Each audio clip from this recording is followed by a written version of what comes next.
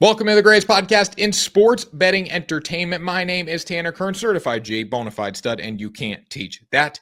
And this right here, this is G Money Grant Mitchell. We are here breaking down the NFL draft and everything you need to know surrounding the NFL draft, and you can't teach that. Bada boom.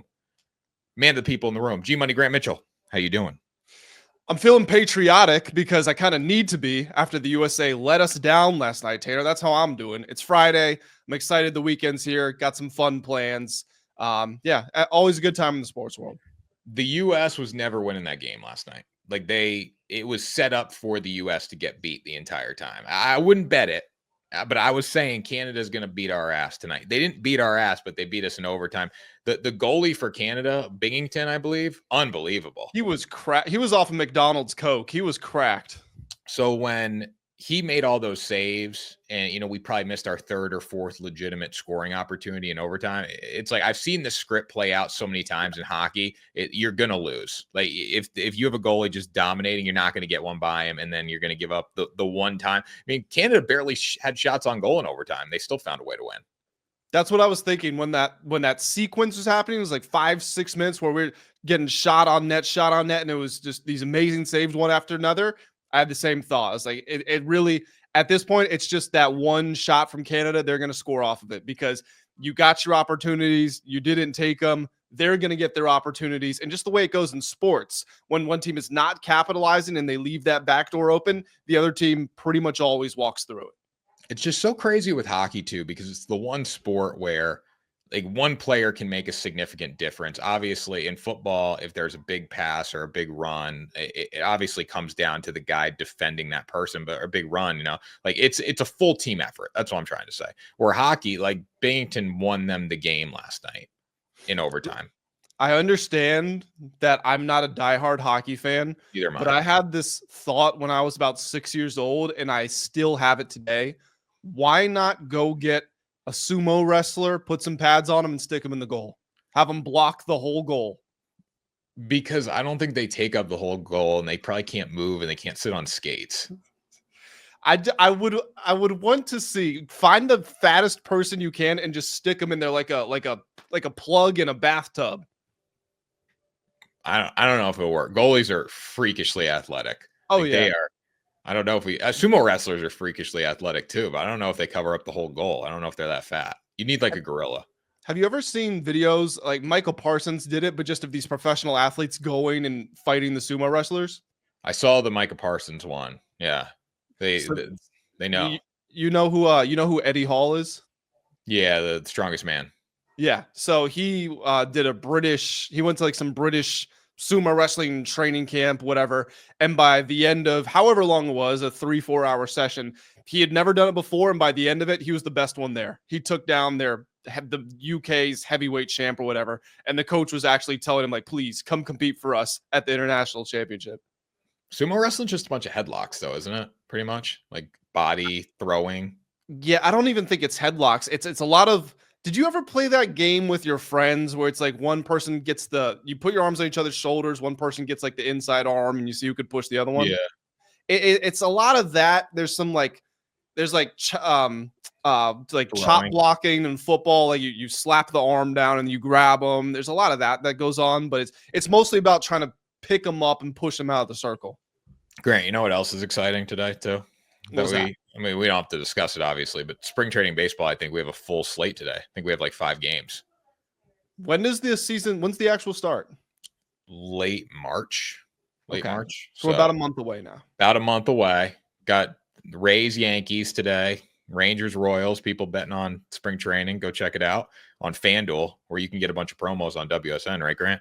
Yeah, good plug there. There you go. Talk about WSN, Grant. Give the people a rundown. Yeah, WSN.com, home of the World Sports Network. If you're into sports betting in any shape, then you got to go over there. Tanner, myself, and a team of experts. We are previewing games. We're sharing our favorite betting picks. That's player props. That's parlays. That's future bets. Anything you want, you'll find it over there, along with the promo codes that Tanner mentioned. You can get some bonus bets, deposit matches, profit boosts, referral bonuses, all that great stuff. It is right there at WSN.com, waiting to be yours. I'm so excited for baseball season because I'm getting really sick of watching college basketball. I love March Madness, but college basketball is literally, we're displaying some of the worst basketball players in the world that are top 25 teams. Like Yeah, top go ahead. 7, top 10 teams are terrible. Top 10 teams can't dribble the ball half the time. It is wild when you sit there and you watch college basketball night after night and you see how trash these top 10 teams are. They're terrible. Yeah, so I love college sports, don't get me wrong, but this is the argument I get into whenever somebody says college basketball is better than the NBA. I'll have a little more leniency with college football and NFL, even though they're still wrong. It might be better to you emotionally. I think a big part of that is tribalism. You know, if you went to school there, you're a part of it. I'm a Commanders fan. I never played for the Commanders, but I did go to Virginia Tech, so I have some loyalty to them. I feel like I'm more of a part of them. But if you're just talking about the actual game itself, the players are bad. A lot of the coaches are awful. Some of the systems, the styles they run, they're so antiquated that you might enjoy it more because it means something more to you watching your favorite college team win than your NBA team. But as far as the actual on-court product, it's so bad most of the time. So, like, I think back to Texas A&M the other night. They were on the road. Forget who they were against. I don't know, but they were terrible. A 7th-ranked team, and teams going on the road struggle, but like teams at home struggle too that are good. It's just there's turnovers all the time. They take dumb shots. They don't set their offense up at all. They just run the floor. They run the floor. They look like blind gazelle running up the basketball court, just with no intention of doing anything but trying to throw the ball as far out of bounds as they possibly can. It's really bad. In March Madness, obviously, I think March Madness, we do get the best out of the players. We don't get the turnovers as much. We don't get the sloppy play because everybody can turn it up in a neutral environment. But yeah, I agree.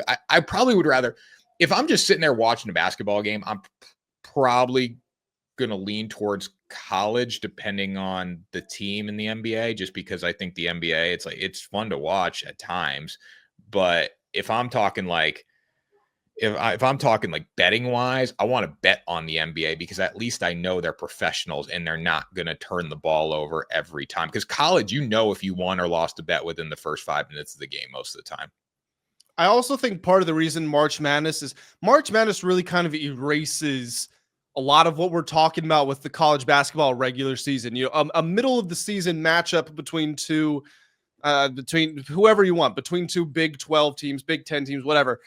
It's a really bad product. The reason that changes when we get to March Madness and why people love March Madness so much, you mentioned that we get the best version of the teams. That's true in part because it is the postseason, so teams should be playing their best brand of basketball.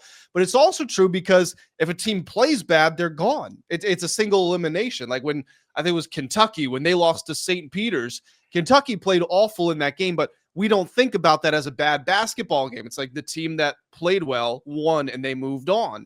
And because you're getting 2 games in 3 days on these weekends, if a team plays 2 really good games, well, all of a sudden they look really good and they're moving on. So it's easy to forget about these bad games. Whereas if it's a standalone regular season game and you tune in with nothing else to watch, you really start to realize these guys can't make free throws. These guys don't know how to get the ball to their best player and create mismatches. The coach is not putting this player in a position to succeed. You forget about all that. Honestly, the free throws hasn't even bothered me. I think they're getting better at free throws.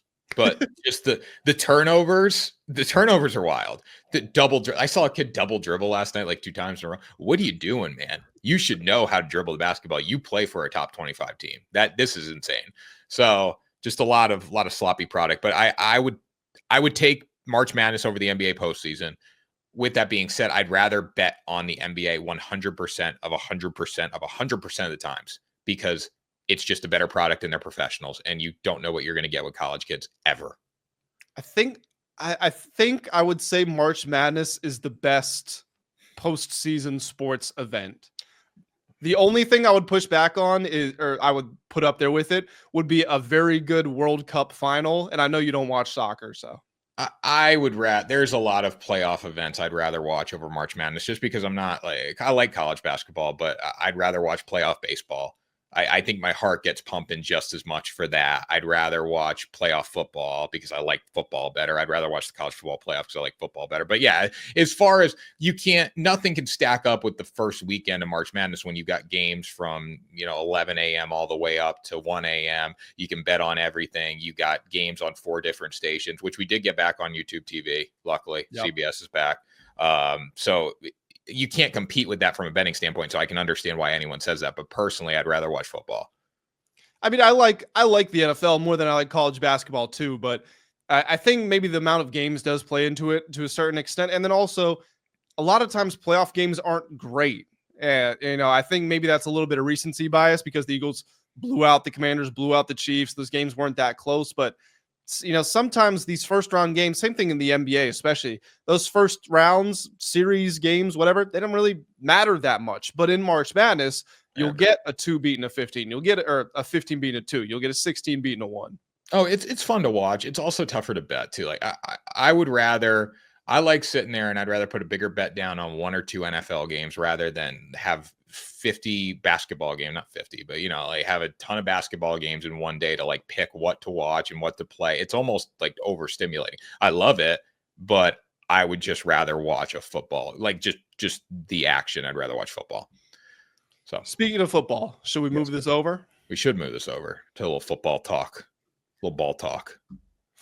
So, I mean, you're the segue guy. Take us in.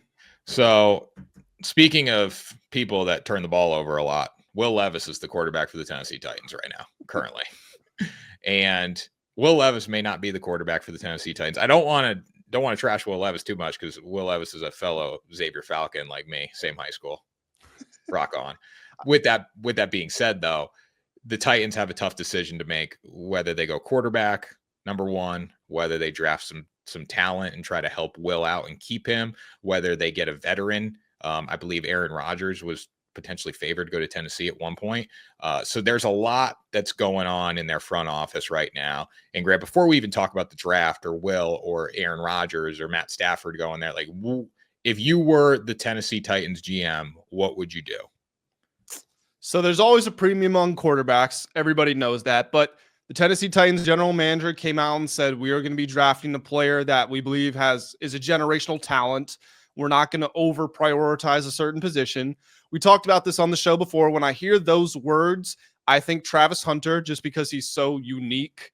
Not saying Abdul Carter can't be a generational talent, can't come into the league and, have 12, 13 sacks as a rookie, because I think he could. But I immediately think Travis Hunter. If I want to do what's best for this Titans franchise, Cam Ward's not a guarantee. Shedeur Sanders is not a guarantee. No first-round quarterback is really ever a guarantee. If Brian Callahan was the right hire at coach, and you would like to think he was because you just brought him in, you might not be in a position like this where you have a chance to take the first pick in the draft next year. Even if you keep Will Levis, if Brian Callahan's a good coach, he improves his team to 6, maybe 7 wins, and you don't get the opportunity to take a quarterback this high. And once you slip down to that, really like below the top 5, your odds of landing a quarterback get even worse. So ultimately, I would go with Cam Ward. I know that it would be tough to pass up Abdul Carter. I'm set in saying Abdul Carter is going to make an all-pro team. I fully believe that at some point in his career. Travis Hunter has that potential.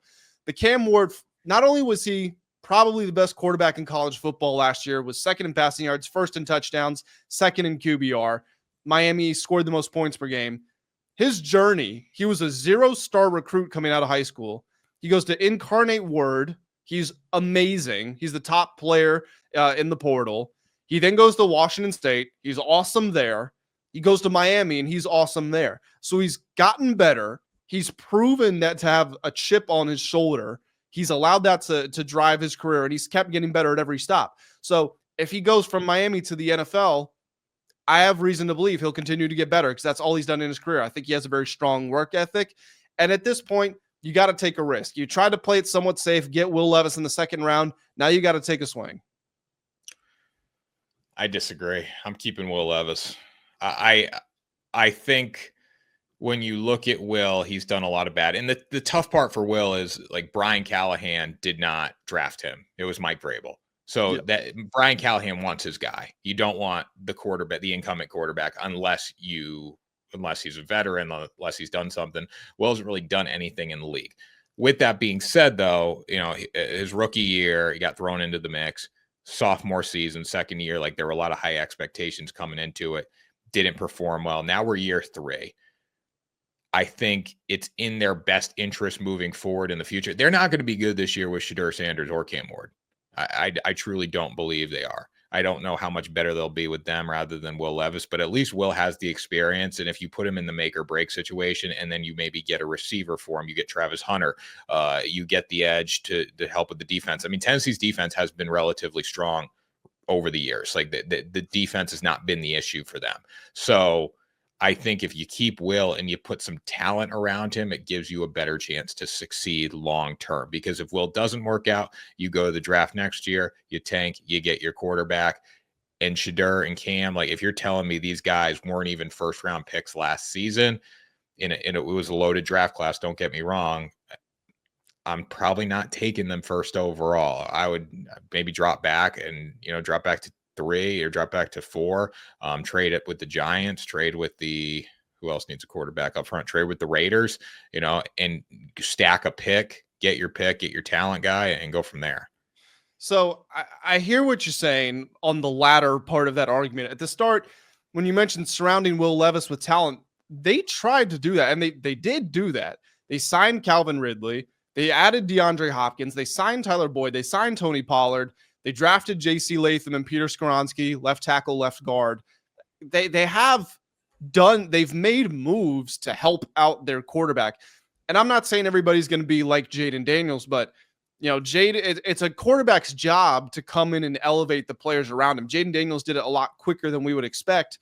And I'm not saying Brian Callahan did Will Levis any favors with how he treated him and just how he talked to him. I mean, berating him on the sideline, that's not going to help anybody, especially a young quarterback.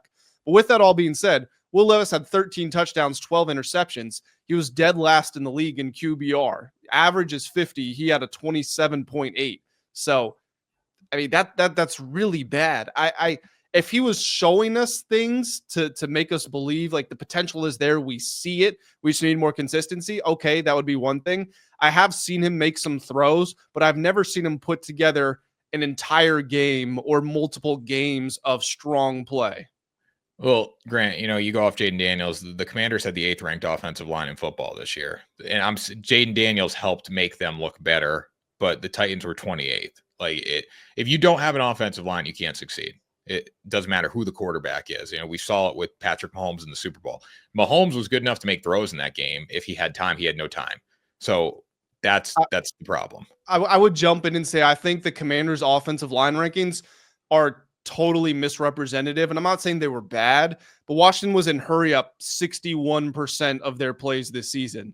So it's if your quarterback's in rhythm and you're going to be in hurry up more times than not, like what's the defense can't change guys out. They can't really get exotic with their coverages. So I don't think Washington's offensive line really means all that much. In fact, I think you saw it when they went into those big games against the Ravens, the Steelers, the Eagles, how they could not run the ball at the Buccaneers. They literally could not run the ball at all. I think that's more indicative of their offensive line. But that was Tennessee too the entire season against like the Jaguars, Yeah, they couldn't run the ball against anybody. I'm looking at the stats here. It says run blocking wise, let's see, pass blocking, run blocking was bad. Tennessee averaged just 0.67 running back yards per carry, which was 29th. And they sit 21st in running back wide, so some advanced stats, but 0.67 running back yards per carry per rush. Advanced metrics, not good. 28th in the NFL. So I don't know if you abandon Will Levis right now. I think you give him one more season because you never know too. If he does decent, you could get something for him. Like right now, he doesn't have a lot of value. And you're not going to have to pay him. Like that's the thing. He's cheap right now. He's still on his rookie deal. He's a 2nd round pick. If you have to pay him, that's a good problem to have in the future. But right now, I would rather build in free agency. You got to replace D-Hop, obviously. Go after a bigger receiver, go after some offensive linemen, and then keep Will and hope for the best and hope he improves. As much as Brian Callahan berated him on the sidelines, I do think Brian Callahan and him, I think there was I think that's just Callahan's coaching style too. I don't know if that's necessarily like a hatred to Will. I found the numbers, by the way. Tennessee was 21st in run block win rate, 27th in pass block win rate. It's hard to win like that as a quarterback. And Will, don't get me wrong, Will did some dumb things with the football. Like that had nothing to do with his offensive line, but he's like, that was the scouting report on him too coming in. Like he presses too much. He tries to do too much. And that can be an issue. So if I'm the Titans, though, I'm trying to build up talent around him because, all right, say we draft Shedeur Sanders or Cam Ward, a quarterback. Jaden Daniels is one of the few, and I think when you look at like what they've built there recently, when you look at that, Dan Quinn had the attitude of winning. Like Dan Quinn has been a good coach. Dan Quinn's, it was a great coordinator with Dallas, but the Titans don't have that. So if you bring in Shedeur Sanders or you bring in Cam Ward, they have the 21st ranked offensive line and what was it, 21st in run, 27th in pass? Yes. It doesn't matter who the quarterback is. They're not going to fix it. It's like Caleb Williams going to Chicago. Caleb Williams had no chance to succeed in Chicago because he had no offensive line.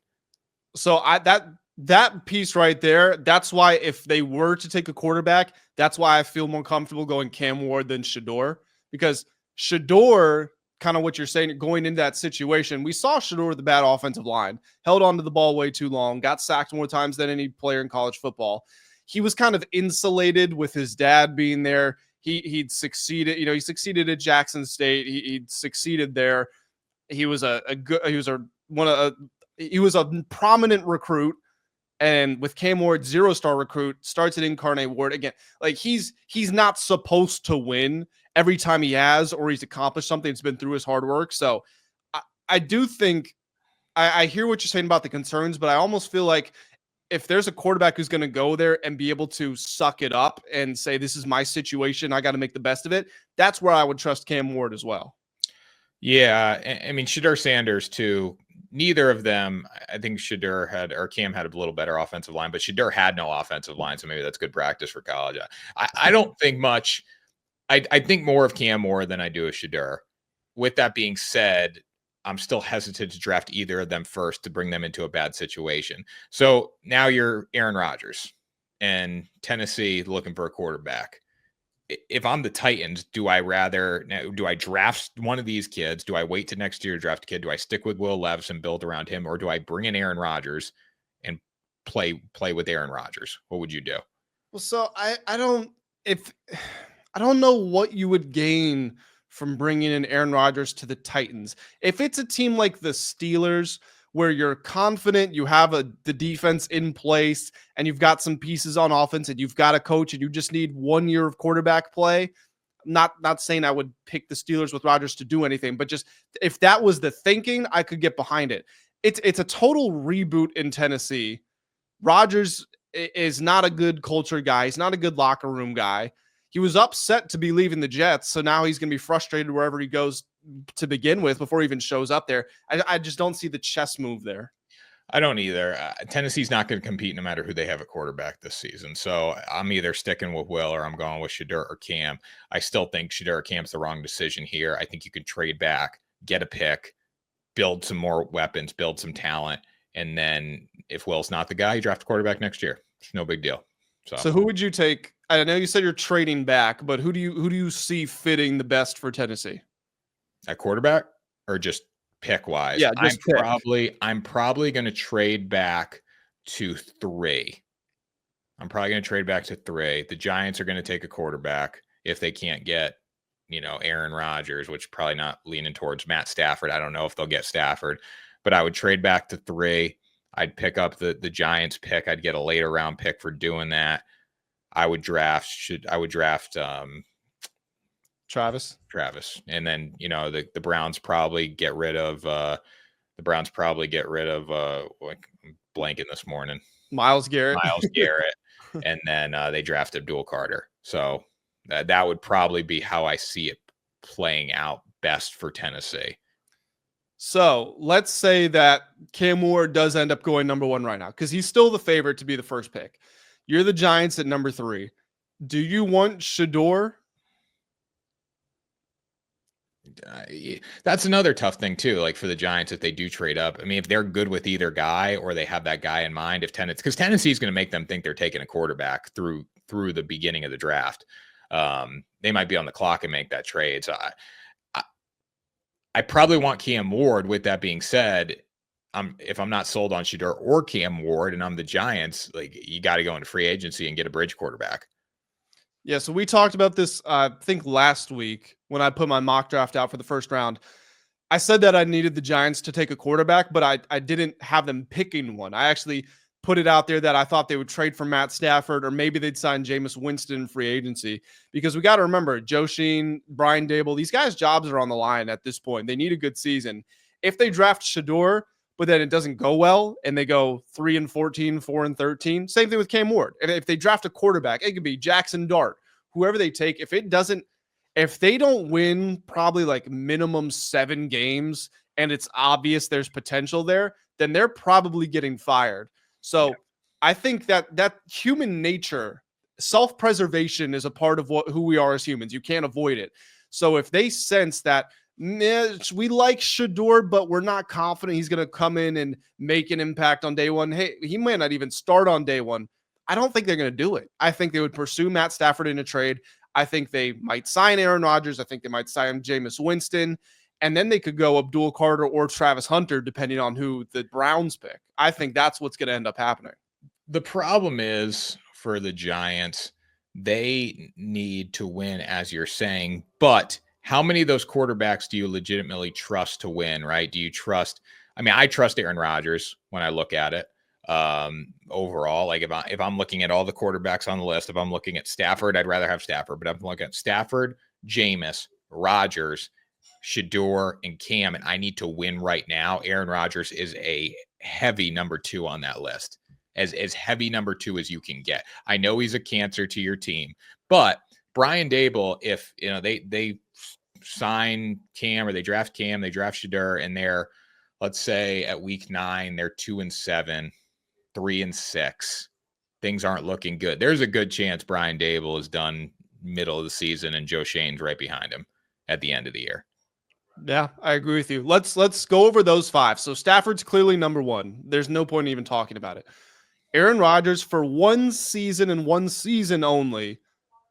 I think you still have to put Rodgers there. I'm with you. You got to make fans excited. And if Rodgers can make a playoff push, and the Giants are in a loaded division too. That's the thing. If you're Shedeur or Cam, you got to face the Eagles twice. You got to face the Commanders twice. And Dallas, say what you want about Dallas. They still have Micah. Like that's tough for a rookie quarterback to deal with. Still Dallas. So it's not going to be easy if you're the Giants. So I'm taking the veteran experience, try to make the fans happy, win a few football games, and make people think that Brian Dable isn't the problem. Like if Brian Dable goes 9-8 with a veteran quarterback, he's not losing his job. And this is dumb too. If I'm the Giants and Mara, like when you look at the Mara family right now, and every time you see him talk, he is so hyper focused on winning and getting things turned around. Like, I don't know why he gave Brian Dable another season, but if he gave Brian Dable another season, it makes me think that they might not go quarterback, because why would you keep the coach, draft the quarterback, fire the coach? That's the worst thing you can do for development. And teams do it, but it's so dumb to say. So I think maybe the intention of bringing back Brian Dable and bringing back Joe Shane was, let's go try to win now with somebody, and then we'll worry about the quarterback next year. Well, got to keep in mind, Brian Dable did win Coach of the Year with Daniel Jones, so it's not like he needs a top 5 quarterback to walk in there. We've seen him do it with less. But Daniel Jones also, at that year when Daniel Jones took them to the playoffs, people thought Daniel Jones was back. Like everyone was saying, well, he's had such a tough start to his career. All these different coaches. Dable comes in. Dable's the quarterback whisperer with Josh Allen, and he gets him to the playoffs. Like Daniel Jones is going to be okay. That was the narrative around Daniel Jones that year. That quickly changed. Well, so I bring up Daniel Jones because I want to transition to talking about another quarterback prospect. And I just put out an article on WSN.com, which we were talking about earlier, talking about the players with the most to lose or the most to gain at the NFL Combine, which is next week. If anybody doesn't follow that, doesn't pay attention to that stuff. My number one player, I'm going to spoil it a little bit. Here we go. My number one player, most to lose, most to gain at the Combine is Jalen Milroe. And we were talking about this briefly beforehand. I know you like it. I don't know if you agree. He's the number one guy, but this is somebody who a lot of people don't even have been taken in the first 3 rounds. If he goes to this combine and he's a freak athlete, if he goes there and he runs a 4.3 or a 4.4, and if he makes some throws, he could be a first round pick easily. All right. So let's see who you got. Quarterback wise, you got that would go before him pretty much no matter what. Cam Ward, Shedeur Sanders, Jackson Dart, I think is going to really impress at the combine. Yeah, he's been the hot name as of late. He's moving up everybody's boards. I would put him at number 3 right now. Yeah, and then you go, what, Jalen and Quinn? You mean Quinn Ewers? Yeah. No. I mean, don't get me wrong. I was not impressed with Jalen Milroe's ability to throw the ball. And I think it's more likely than not that he fails in the NFL. But if we have to go off of potential and projection, I would say Jalen Milroe is probably my 4th quarterback. Because I don't think Quinn Ewers is going to be a good NFL quarterback. I don't think Riley Leonard's going to be a good NFL quarterback. I don't think any of those guys are. Riley Leonard's trash. Quinn will be better than Riley. I would take Quinn. Quinn's going to be a backup, but there's a place for Quinn. Like as a backup. Will Howard, I don't see it with those guys. I don't know with Will. I think Will Howard could do something eventually. It depends. This is going to be it's an interesting class of quarterbacks, but I think Quinn Ewers is going to be an elite NFL backup quarterback. Like he's just a guy, his composure on the sidelines, how he handles big moments. Like he just strikes me as a really reliable backup quarterback in the NFL. That if you need him for a significant chunk of time, you're going to be okay. As he gets better. Like a Case Keenum, Colt McCoy type guy. That's what he's like. Colt McCoy, Colt probably played 12 seasons, didn't he? At least. Probably more than that. Yeah, more than that. Like I see him as that kind of career, a guy that's going to start a few seasons for you. He's going to be okay.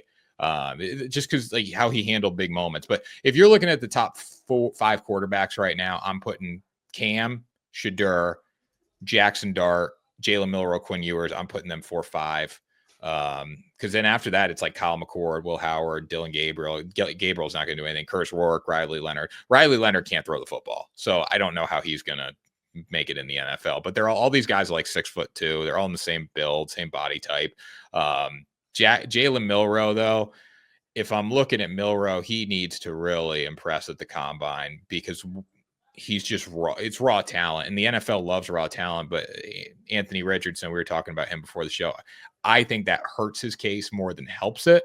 But if you're a team that has a really good quarterback that he can sit behind and learn from, and you can use him in packages, like I think that's the way to go. I don't think anyone's drafting him with the intention of playing him right away or being in a competition for a starting job. Yeah, the Anthony Richardson, you're right that it hurts because we saw a similar player. I mean, Jalen Milroe had a lot more playing experience. He played at a better school than Anthony Richardson is. And he was more productive than him. So he has all that going for him. But Anthony Richardson was drafted off potential. It hasn't worked out. I would make the counterpoint that there's a recent precedent of a team making this choice. And Justin Fields was a more refined college passer than both of them, but it's the same thing. It's a very athletic guy. Think about what he can be if we fully unlock everything. He's a top draft pick. So Jalen Milroe last year completed 64% of his passes, 16 touchdowns, 11 interceptions, which obviously is not good, but he did run for 20 touchdowns. So that's 36 total touchdowns, 11 interceptions. The year before that with Nick Saban, it was 35 total touchdowns, 6 interceptions. And he actually threw it a lot better then. 23 passing touchdowns, 6 interceptions there. He was 15th in QBR last year. I don't think again, I think he's more likely to fail than to succeed, but he wasn't awful. I think he was scrutinized heavily because he played for Bama and because Bama's season wasn't what everyone thought it was going to be. And he came up short in a couple of big moments. I still think with just his physical abilities, if he goes to the combine and if he's been working on his accuracy, if that ball looks tighter, if he's delivering it more on time and everything, I think a team's going to take the risk. That's all I'm going to say. There were moments when he looked great and there were moments where he looked terrible, and he's still in the SEC. So the SEC in the Big Ten are king.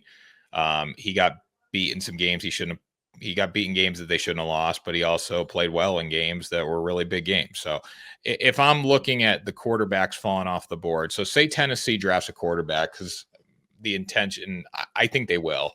I don't think that's the right move, but say Tennessee drafts a quarterback, New York gets a quarterback, the Raiders get a free agency quarterback, so we got to put one. So we're 2 quarterbacks off the board through 6. Now the Jets need a quarterback.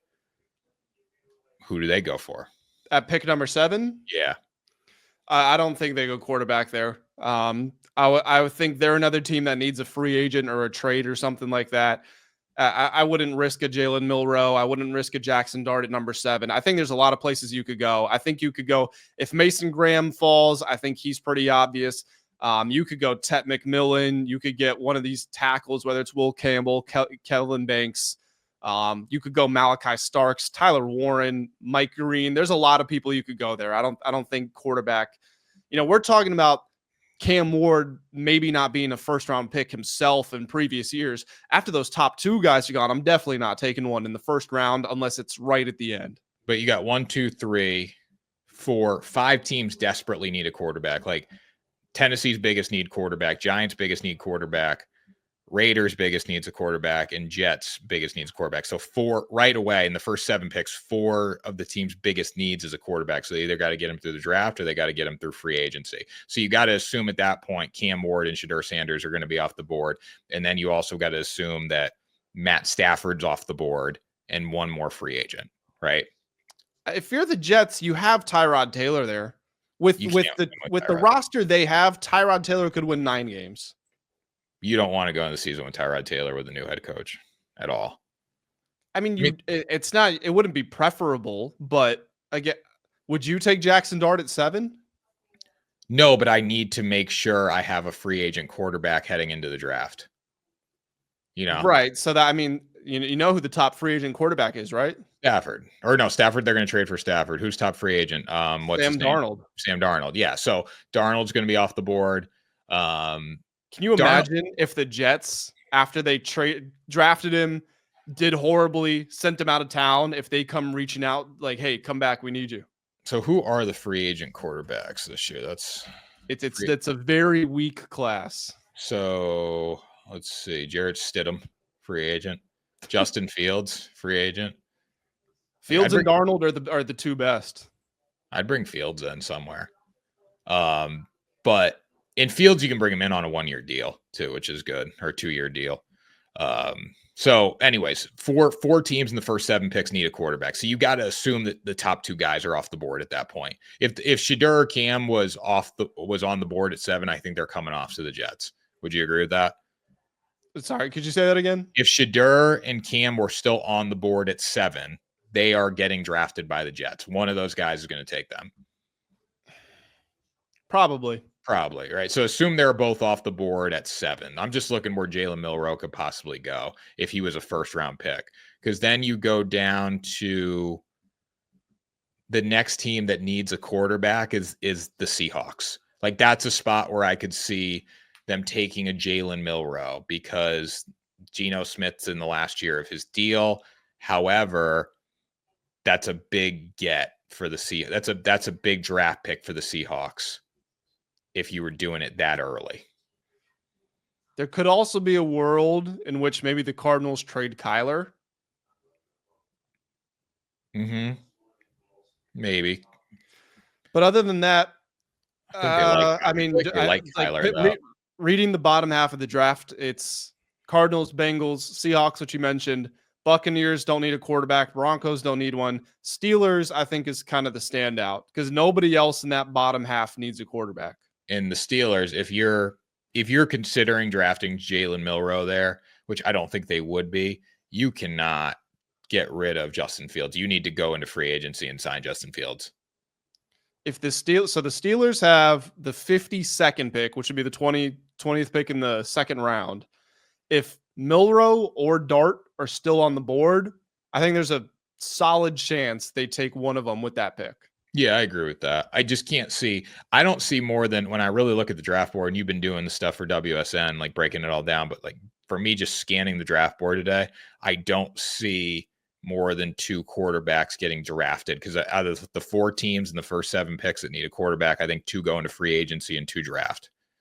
So I'm looking at Tankathon. If anybody doesn't know what Tankathon is, it's really good. They do like strength of schedule stuff, mock drafts, big boards, all that.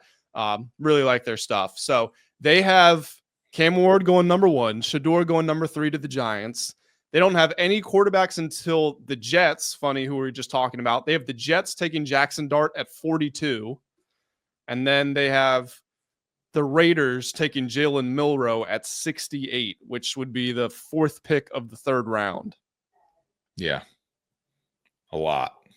And then do they have any other quarterbacks? They have Quinn Ewers going 71st to the Saints. So that's still in the 3rd round. And they have Will Howard going 94th, which is at the end of the 3rd round, to the Browns. And those are so they got 5 QBs in the first 3 rounds. I think Zach Wilson's going to get signed by somebody. Was he on a 1 year in Denver? Yeah, he's a free agent. He'll probably, I mean, I don't know that he'll start, but he'll get signed. Yeah. I'm rooting for him. I like Zach Wilson a lot. Hard guy not to like, especially how he handled things in Denver this year. They might bring him back though. They need him or Stidham as a backup. It'll probably be Wilson. Wilson's an expensive backup though. Is he? I mean, he's no longer on his rookie deal, and he's going to make less than he did on his rookie deal. 8.7 previous average annual value. Well, that's because he was the second, third pick in the draft. Yeah. So, I mean, I think that's probably what is that fair? That's probably fair for a backup quarterback. That would be like top of the line backup money. I would guess he'll sign for something like 5, 6. 5, 6, yeah. So still pretty good to be a backup quarterback in the NFL.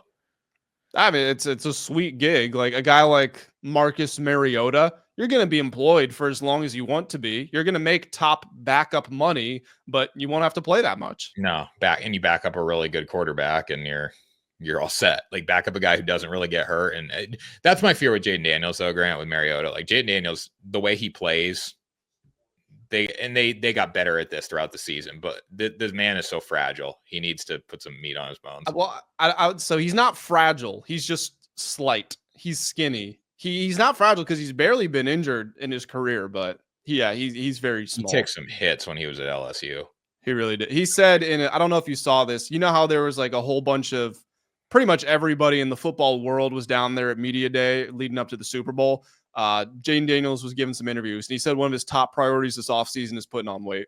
Yeah, needs to, because he's tough, but he takes shots. And he didn't take as many this season, but at LSU it was bad.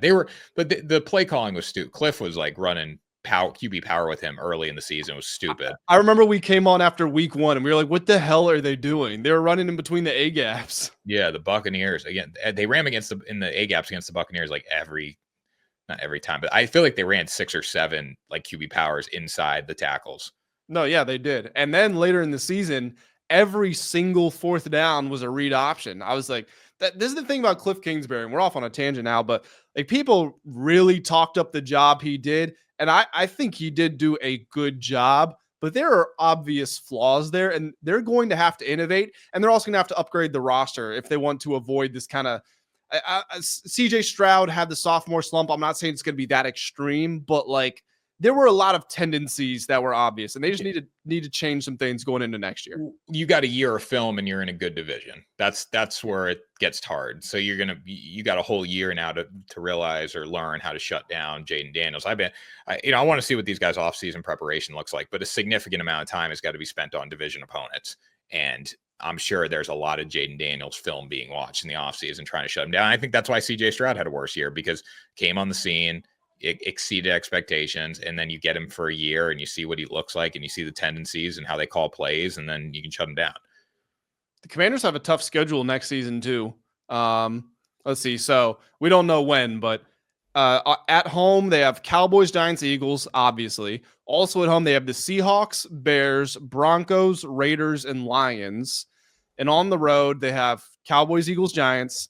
On the road for Packers, Chiefs, Chargers, Vikings, Falcons, and Dolphins. You know who has a brutal schedule this year, Grant? Kind of brutal. Who? I don't know. The Buccaneers. Actually, Okay. no. I don't know. You play the Eagles, you play the Niners, you play the Patriots, Jets, Cardinals, division opponents, Rams, Seahawks, Dolphins, Bills, Lions, That's Texans. tough. Well, you're gonna beat the Patriots, maybe. You're gonna beat the Jets, you're gonna beat the Cardinals. That's 3-2 in your home out of conference games or out of division games. Away, you probably beat the Rams. That's 4-2. I think you can beat the Seahawks. You're 5-2. You can beat the Dolphins. You're 6-2. You're going to lose to the Bills, the Lions. That's 6-4. And then maybe you probably beat the Texans. Maybe being generous. That's 7-4, and you're out of division games. So it's doable, but it's brutal. So I've just looked up strength of schedule for 2025. Apparently, the New York Giants have the toughest schedule in the NFL next year. They have at home, they have Cowboys, Eagles, Commanders. They're home for Packers, Chiefs, Chargers, Vikings, and Niners. That's brutal. There's not one easy home game on there. Who has Who? I'm just looking at like the schedule. Who's the easiest schedule? The Niners. They Yeah. do? Okay. Yeah. And then the Giants on the road for Cowboys, Eagles, Commanders, Bears, Broncos, Lions, Raiders, Patriots, and Saints. Yeah, they're gonna have a tough year. Yeah, it's another 2-15 inbound. That's why I'm saying you can't draft Shedeur or Cam. Like, you have a bad team. Like, I think Brian Daboll actually, like, drafting a rookie quarterback may save Brian Daboll's job when you actually think about it, because I don't know if anyone can fix the situation. So maybe he can be like, well, give me one more year with this guy. Maybe. I mean, you're not wrong. Looking at that schedule, like, even if they get Matt Stafford, what are they going to do? Win 6 games? Yeah. So Matt Stafford's getting older. I don't know what he'll do this year. And honestly, Matt Stafford with no offensive line and not having Puka, and you have Malik Neighbors, but like Puka and Malik cancel out. I think the Rams' weapons were a lot better. I mean, if they draft Travis Hunter and you've got Neighbors and Hunter, you could work with that. Yeah, definitely. But you also need an offensive line. Yeah. I mean, Stafford did well in his early years without one, but he's 37 years old now. He doesn't want to take those hits. No. All right, Grant. Sign us out. Guys, that's going to do it for this episode of Ride the Line. Tanner and I appreciate you all being here. Please jump in the comment section. Let us know, who would you take with the first pick? And if it's not a quarterback, why and who would you go with? Hit the subscribe button, hit the like button as well. We will catch you all in the next episode of Ride the Line.